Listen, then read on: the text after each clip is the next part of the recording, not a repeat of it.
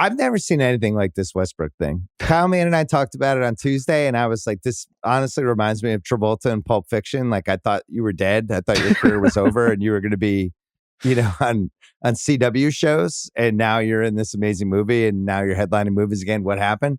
Westbrook, the athleticism and intensity, and it's the whole Westbrook package. But it really seems like 2016 era Westbrook with he's taking guys off the dribble. He's got that ferocity. At the end of the games, you see when he cheap shot at Durant and when they were doing the fouls. And I didn't even see that. He kind of did the undercut him, and Durant was like, what the fuck, dude?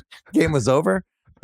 He was 11 for 23 tonight. He had 12 assists. He had 8 rebounds. He did not seem tired at any point. And it's just like, I've never seen a rejuvenation like this from a guy that we thought was going to be like in China in a year. It's been incredible. And it's not just, offensively, as you're saying, the burst, the explosion, the activity. A lot of it's defensively too. And I'm sure there are a lot of folks in Houston, in OKC, in Washington, certainly, Lakers fans or people with that organization are thinking, you could have been doing this the whole time. Like, you could have been this defender the whole time, contesting every shot from behind, not giving up on a single play, in the mix everywhere. And in particular, like the fact that he can credibly at any point guard Kevin Durant in this series would have been an unimaginable thought a couple of months ago. And yet he has that like former teammate who knows all of your stuff dynamic, but amplified by enough pettiness to power the sun, right? Like that is an amazing matchup to zoom in and on watch. The way he's just like able to push KD out, get his dribble, time his stuff. Russ has been incredible defensively and offensively, especially in a game like this. You would think without Kawhi to stabilize it, are they going to go completely off the rails if they have to rely on Westbrook? Nope. They had some early turnovers, but they cleaned it up. He looked great. Powell looked great. The Clippers look like the deepest team in the league. He bully balled Westbrook a couple times. I mean, Booker a couple times in the second half. Yeah. Like grown man shit. And I was like, oh man, you can still do this. I was thinking about his career. I obviously am not a huge Westbrook guy, but I've respected always how hard he plays. But really since that 2016 season with the KD, the last OKC season, he's always been like the guy in the wrong movie.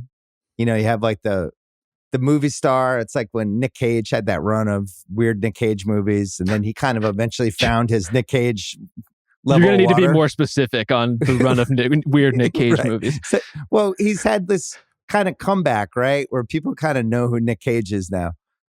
He's in OKC as the main guy, which is great for his stats, but you're not winning anything with that. Goes to Washington, same thing. You're going to be basically a 500 team and an 8 seed. The Houston, which was before the Washington, just a weird fit with Harden, 2 high usage guys, and then goes to the Lakers. And you see this version of him now in the Clippers. You're like, oh, this never would have worked on the Lakers. Nobody freelances, ad-libs, is a wild card on a LeBron team. It's just never worked. LeBron likes, he likes to have the ball. There's a set thing. He likes certain type of guys. And it was a horrible fit. But I think it was such a bad fit, it made a lot of us just think he's done. It's over. That's it. And he's clearly not done. Athletically, when you think like he's 2008 draft, think of the other guys in that draft. Kevin Love, his hair is the color of mine. Derrick Rose is almost out of the league. All those guys in that draft are basically done. And he looks like he's 25. Might have to make him pee in a cup, Rob. you know what? I'm going to give him the benefit of the doubt and say sometimes this is what it looks like when you're wanted, right? The situation with the Lakers was so toxic.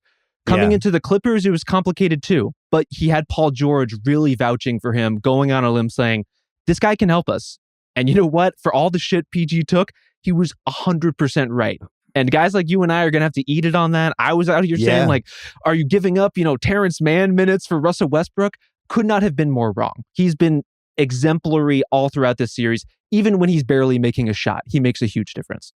And you think like situation, part of this situation is you got to earn your minutes or you're not going to play. He's got a massive chip on his shoulder. He's in LA, same city as LeBron and the team that gave up on him and the guy that tried to trade him for 8 months, basically.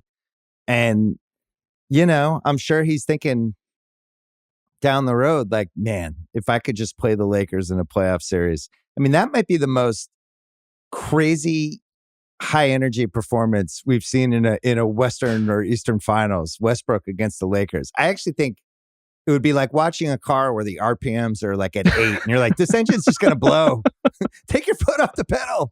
Like he might lose his mind.